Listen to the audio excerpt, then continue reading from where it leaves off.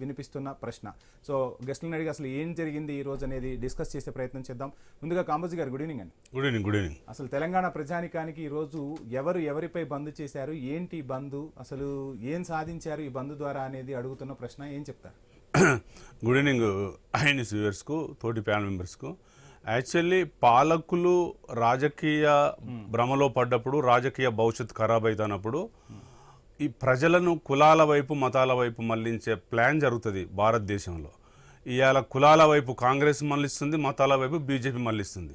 అసలు 9th షెడ్యూల్లో పెట్టాల్సినటువంటి కేంద్ర ప్రభుత్వంలో ఉన్న బీజేపీ పార్టీ ఇవాళ బంద్లో పాల్గొన్నదానికి కారణం ఏంటో చెప్పలేకపోతుంది. ఇంకొకటి ఏంటంటే 42% కామారెడ్డి డిక్లరేషన్లో కాంగ్రెస్ పార్టీ ఇస్తానన్నది కదా. ఆ రోజు మేనిఫెస్టో రాస్తున్నప్పుడు ఆ మేనిఫెస్టో కమిటీ చైర్మన్ గారికి ఈ విధి విధానాలు తెలియదా, అంటే వాళ్ళు చదువుకోలేదా? ఇంకొక అంశం ఏంటంటే ఇవాళ గుర్రాలను గాడిదలు అంటున్నారు, గాడిదలను గుర్రాలు అంటున్నారు. నేను ఏమంటున్నానంటే హైకోర్టు చెంపదెబ్బేసింది, సుప్రీంకోర్టు చెంపదెబ్బేసింది. ప్లాన్ ప్రకారం కాంగ్రెస్ పార్టీ వెళ్ళడం లేదనేది బీఆర్ఎస్ పార్టీ వాదన. ఎట్లా వెళ్ళడం లేదు? ఇవాళ 99 మంది కాంగ్రెస్ ఎంపీలు పార్లమెంటులో ఉన్నమాట వాస్తవమా కాదా? ఆ పార్లమెంట్ 9 మంది రాజకీయంగా ఉన్నటువంటి వ్యక్తులు పార్లమెంట్ సెషన్ జరుగుతున్నప్పుడు ఏ ఒక్క రోజు బీసీల గురించి మాట్లాడలేదు. ఇవి రోజు మనం మాట్లాడుతున్నవే, రోజు డిస్కషన్స్ నడుస్తున్నవే. కానీ ఈ రోజు ఈటెల రాజేందర్ ఒక కీలక వ్యాఖ్యలు చేశారు.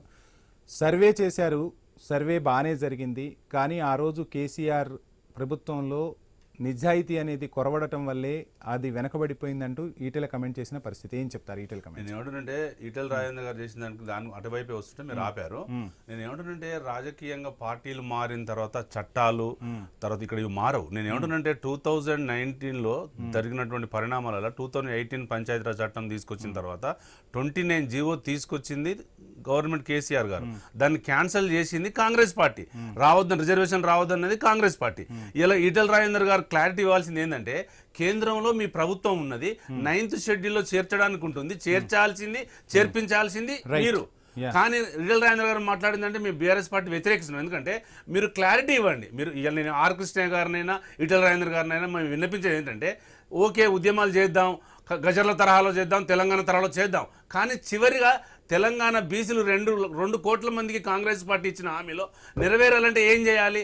చట్టం తీసుకురావాలి, 9th షెడ్యూల్ చేర్చాలి. అది జరగాలంటే అది జరగాలంటే ఏం చేయాలనేది ఆర్ కృష్ణ గారు ఈటెల రాజేందర్ గారు చెప్పాలి. అది చెప్పలేకుండా మామూలుగా కండవలు వేసుకొని ధర్నాలు పాల్గొంటే అయ్యే పనేనా? నేను ఏమంటున్నానంటే ఇది కాంగ్రెస్ పార్టీ నీతి తప్పింది. Number 1 villain Congress party, number 2 villain BJP. ఇవ్వాల్సింది వాళ్ళు, తేవాల్సింది వీళ్ళు. ఇలా మేము 4 రాజ్యసభ మెంబర్లు ఉన్నాం, మేము సపోర్ట్ చేయడానికి ఉన్నాం కదా రెడీగా. ఎందుకు కేంద్రంతో కొట్లాడాలి బీఆర్ఎస్ పార్టీ అడుగుతుంది. కార్తీక్ గారు,